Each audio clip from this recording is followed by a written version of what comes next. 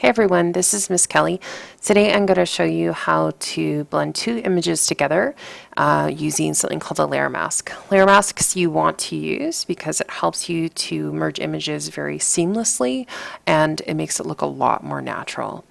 I prepared already two images for you to use. These are attached to Photoshop exercises or Photoshop exercise using layer masks towards the bottom. So what you're going to do is you're going to open these and save them. So do not save them directly from the thumbnail. Actually click on them to open it and then it'll give you more of a higher resolution. You're going to right click if you're using a mouse that's set up for that, or if you're on PC. If you're currently on the Mac at school, you're going to control click if you don't have your mouse set up to have two buttons. You should see this kind of menu pop up and I'm going to save image as. Okay, I can do the same thing for the brush image. I'm going to open it up, right click or control click, save image as, save. Okay, so I have my two images ready to go, and then I'm done with Sesame currently, and I am going to open up Photoshop. Now I've already done this here, and again, if you're not sure how to open up Photoshop, you can ask a neighbor or take a look through my initial video, which shows you how to access Photoshop. But at this point, you should have used it at least once or twice already. You're going to go to File on the top menu, and you're going to go to Open. And we're actually going to search for those two images that we have found. I'm going to go to Open again and find the brush image that's in there as well. No, I've saved more than one. So right now you should have two tabs. Again, your Photoshop will look a little different than mine because you are on a Mac most probably. And what we want to do is we want to bring these two images together. So I'm going to keep the finger as kind of the base, and I'm actually going to bring the brush image into the finger image. So I'm going to make sure I'm on the Move tool, which is your top tool along the left side of the bar, and I'm going to click on this image and I'm going to drag. I'm not removing, and then I'm going to move over to the tab where I want to go to, and then I'm going to drag it and just drop it. So you should be able to do that without unlocking the layer. At this point, what we're going to do is we want to position the brush over the finger, because our goal is to merge the two images and actually create a finger that's turning into a brush. So what I'm going to do is I want to position this brush directly over the finger, but as you can see, there's a bit of a problem. It's a totally different direction. So you're going to click on, I think it's under Edit. Yes, under Edit, you're going to go to Transform or Free Transform.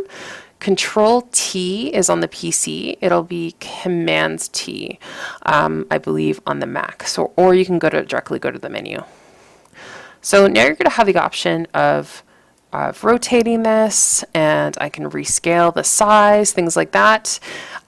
Keep in mind you want to hold the Shift key down, and then go to the edge, and you can actually scale this proportionally. But part of the problem right now is that we can't see the image underneath. So I'm going to actually stop what I'm doing here, and I'm going to go to the layer over on the right. And then I'm going to go to opacity. Opacity is how opaque something is. In other words, how see-through or not see-through it is. So I'm going to go to opacity, and I'm actually going to turn this layer down so I can kind of see through the layer. Now I'm going to do this again. So I'm going to go to Edit and Free Transform, or you can just hit Control or Command T. And I'm going to now rotate this image to the direction I want it. You'll notice that when I'm hovering over the corner, the arrow kind of turns so it goes in both directions and it's kind of curved, versus that, which means I'm stretching it. That is the rotation. So I'm going to turn it around, and I'm going to use the Move tool to position it. And I'm going to hold Shift so it scales proportionally and doesn't get stretched in one direction or another. Go to the edge, and then I am going to make it a little bit larger. Again, I'm going to keep doing this until I'm happy.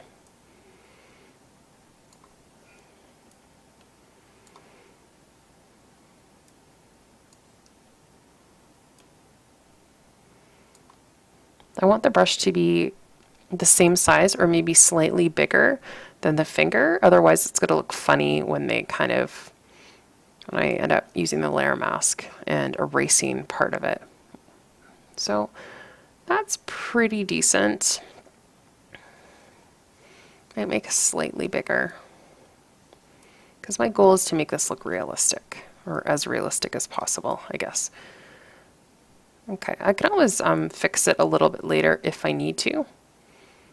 It also depends. I'm probably going to do it around here, and you can see the finger, the edge of the finger, and the edge of this finger. They should be aligned. When I'm happy, I'm going to click OK. Then I'm going to turn the opacity back up to 100%. So the problem now is that you can't see the image underneath. And it makes sense because this layer is on top of the background layer.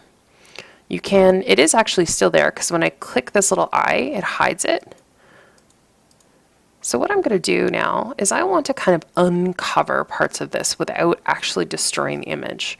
So I'm going to make sure I'm highlighting this layer 1. I'm going to title this, I double clicked it, and I'm going to call it finger. I'm going to double click this, and I'm going to call it brush, just so I have them labeled. On the finger layer, I'm actually going to create something called a layer mask. The quick tool to create a layer mask is on the bottom right here. Just going to click this tool down here between the function key, or the one with the F, and that kind of half colored circle.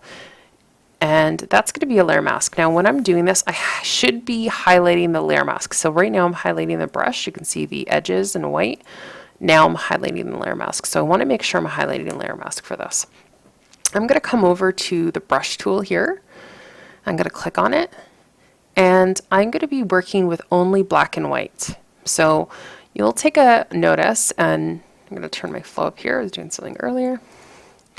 I'm going to color on this, and it's actually revealing the image underneath. But I'm not actually destroying the image. You can actually see the image is still there. So if I make a mistake, I can easily undo this. If you did this and cut it out and destroy the image, you would not be able to go back as easily. So again, I'm uncovering the image. So I'm just swiping this this brush tool over the image to kind of hide all of the brush section. And as you can see, I'm getting this nice kind of connection between these. Now you might be I'm on a certain type of brush here, so I'm actually going to undo a bunch of this because I want to show you some of the things. So I did a little too far.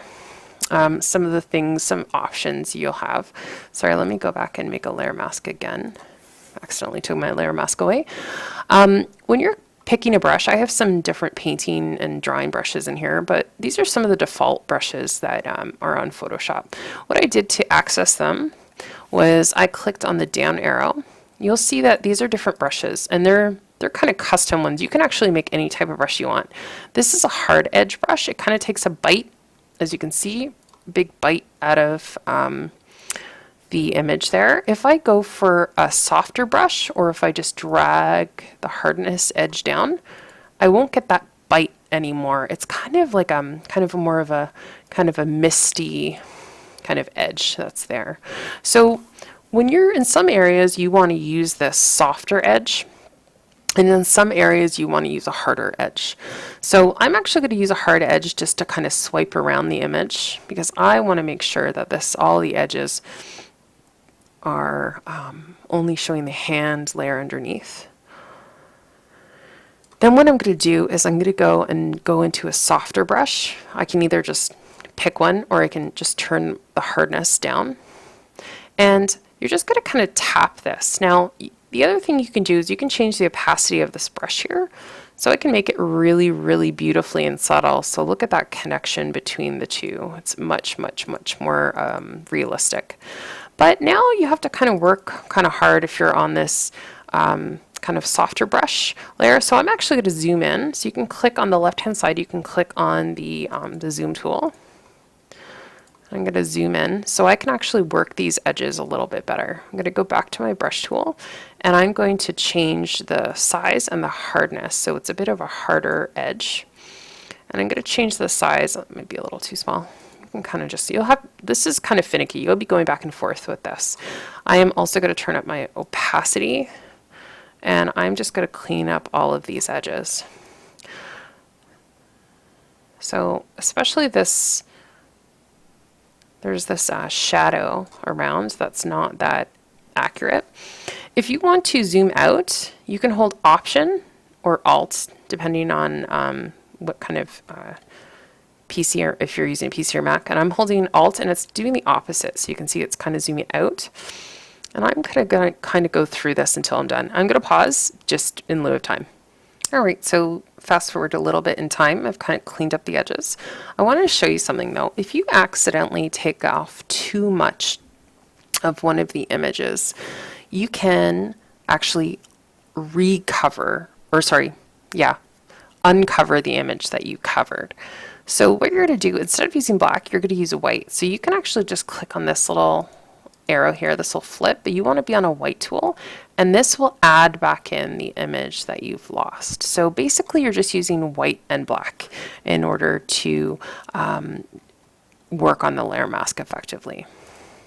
So again, you could be working here for quite some time. This I did a little bit quick just in order to kind of show you. I could have cleaned up this edge a little bit better, but overall when I zoom out, it's pretty decent. I'm not keen on that edge that's right there. And the only other thing that's probably not as realistic with this is there is a shadow that's cast here. So there should actually be a shadow that's around this edge. We're not going to worry about it too much right now. We are going to look into more of how to create shadows using drop shadows in our selection tool section.